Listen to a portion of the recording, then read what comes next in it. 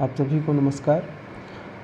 हिंदी के साहित्य अकादमी पुरस्कार विजेताओं की श्रृंखला में आज तीसरे साहित्य अकादमी पुरस्कार विजेता आचार्य नरेंद्र देव जी पर हल्की फुल्की जानकारी लेकर आप सभी के सामने प्रस्तुत हूँ।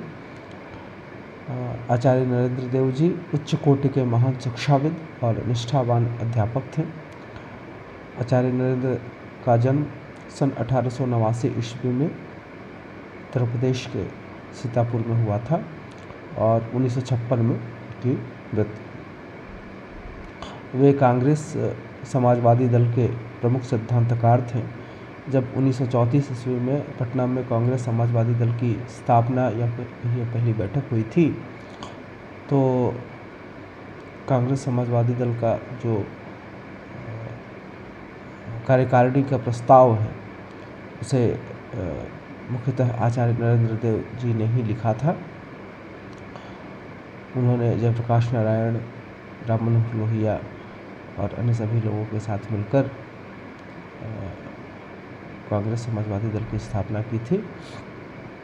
वे बहुत लंबे समय तक कांग्रेस की कार्यकारिणी समिति के भी सदस्य रहे थे। काशी विद्यापीठ जिसकी स्थापना डॉक्टर भगवान दास ने की थी, वही डॉक्टर भगवान दास जिन्हें 1955 संभवतः 1955 में भारत रत्न दिया गया था, बहुत बड़े शिक्षाविद थे। तो काशी विद्यापीठ में अध्यापन के दौरान आचार्य नरेंद्र देव जी को आचार्य कहना शुरू किया गया। डॉक्टर भगवान दास के पुत्र श्री प्रकाश जी ने उन्हें आचार्य जी कहना शुरू किया, जो आजन्म उनके नाम के साथ लगा रहा, यानी उनके नाम का अंग ही बन गया। आचार्य नरेंद्र देव जी ने एक जगह कहा है, मेरे जीवन में सदा दो प्रवृत्तियां रही हैं, एक पढ़ने लिखने की और दूसरी राजनीति की, और इन दोनों में संघर्ष रहता है। यदि दोनों की सुविधा एक साथ मुझे मिल जाए तो मुझे बड़ा परितोष रहता है, और यह सुविधा मुझे विद्यापीठ में मिली। इसी कारण वह मेरे जीवन का सबसे अच्छा हिस्सा है जो विद्यापीठ की सेवा में व्यतीत हुआ। तो इससे ही समझा जा सकता है कि आचार्य जी का मन कहाँ लगता था।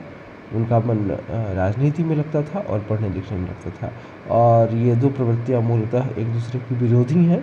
फिर भी इन विरोधों को उन्होंने किस प्रकार से संतुलित किया और इन विरोधों का संतुलन साधने की कवायद में वे एक प्रकार से चीज दे गए। यही कारण है कि बहुत कम उम्र में उनकी मृत्यु हो गई। सामान्यतः बहुत कम उम्र तो नहीं कहा सकता है, लेकिन फिर भी और लोगों की तुलना में वे कम जिए। आचार्य जी सभी भारतीय भाषाओं के लिए एक ही लिपि के समर्थक थे और उत्तर भारत में दक्षिण भारतीय भाषाओं तथा दक्षिण में हिंदी के पठन पाठन की अनुशंसा करते थे। इस प्रकार से राष्ट्रीय एकता उनकी भाषा नीति के मूल में राष्ट्रीय एकता थी। स्वतंत्रोत्तर भारत में आचार्य जी को प्रथमतः लखनऊ विश्वविद्यालय तथा बाद में बनारस हिंदू विश्वविद्यालय के कुलपति का दायित्व भी दिया गया, और इन दायित्वों को उन्होंने बखूबी संभाला। उनकी कृति बौद्ध धर्म दर्शन, जिसे 1957 में साहित्य अकादमी पुरस्कार मिला, दुर्लभ ऐतिहासिक महत्व की कृति है। आचार्य जी का तर्क है कि बौद्ध दर्शन के माध्यम से हमें अपने पुरानी धारणाओं को आधुनिक विचारधारा के परिप्रेक्ष्य में झांक सकने का या आंक सकने का मौका मिलता है।